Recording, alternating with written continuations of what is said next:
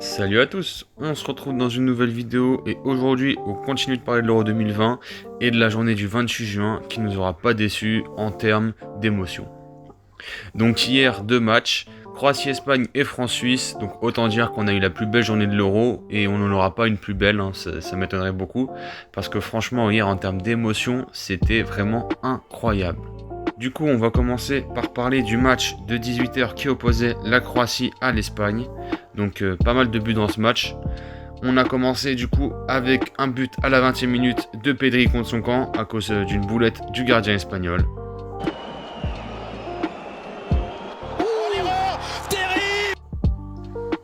Ensuite, l'Espagne arrive à égaliser grâce à Pablo Sarabia qui remet les compteurs à égalité.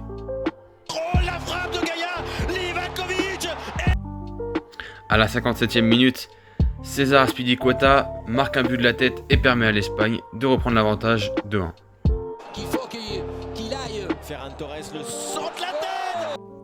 À la 77e minute, l'Espagne pense se qualifier en inscrivant le troisième but par l'intermédiaire de Ferran Torres.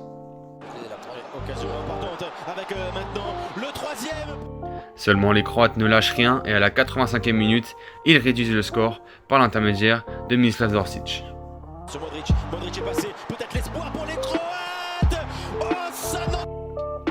Et à la 92e minute, Mario Pasalic permet à la Croatie de décrocher les prolongations.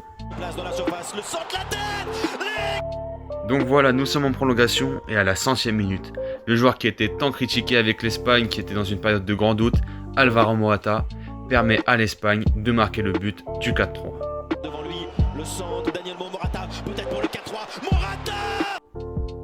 L'Espagne va alourdir un petit peu plus le score 3 minutes plus tard, grâce à un but d'Oyarzabal. Voilà, c'est comme ça que l'Espagne s'impose 5-3 dans ce match au terme de 120 minutes, très disputé. Un grand bravo aux Espagnols qui se qualifient pour les quarts de finale et surtout à la Croatie qui n'aura rien lâché dans ce match et qui n'aura pas démérité durant cette compétition. Maintenant, on va s'intéresser au match de 21h qui opposait la France à la Suisse. Donc voilà, les Bleus qui s'opposaient aux Suisses.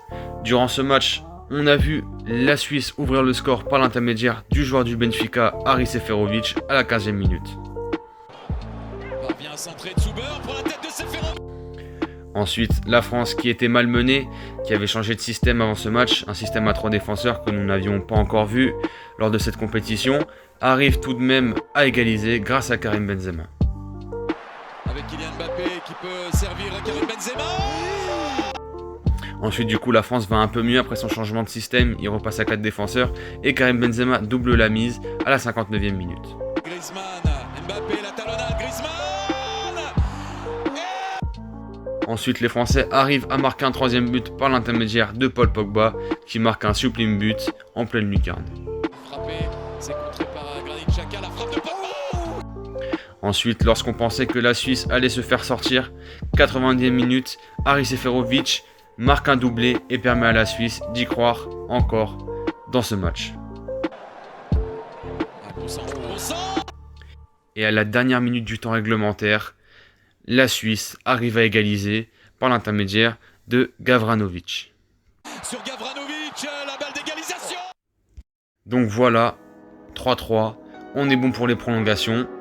Durant ces prolongations, pas de but. Et le match va donc se décider au tir au but. Donc voilà, durant ces tirs au but, tous les joueurs marquent leur tir au but. Sauf voilà, vient le dernier tireur français, Kylian Mbappé, qui rate le sien. Donc voilà, Kylian Mbappé, le héros français en 2018, qui rate ce penalty. Mais bon, je lui en veux pas trop, on peut pas lui en vouloir après tout ce qu'il a fait pour la France. Il ne pourra revenir que plus fort de cet échec. Et je lui souhaite bon courage parce que voilà, il est beaucoup critiqué, alors que c'est un joueur exceptionnel et je suis sûr qu'il reviendra beaucoup plus fort de ce qui vient de se passer pour l'équipe de France et pour lui. Donc si on regarde du coup à peu près au tableau final ce que ça donne, voilà, j'ai fait un petit zoom sur les matchs du jour. On retrouve donc du coup l'Espagne qui opposera la Suisse le 2 juillet à 18h. Donc voilà, c'est tout pour aujourd'hui, j'espère que je vous ai aidé à suivre l'Euro et je vous dis à demain.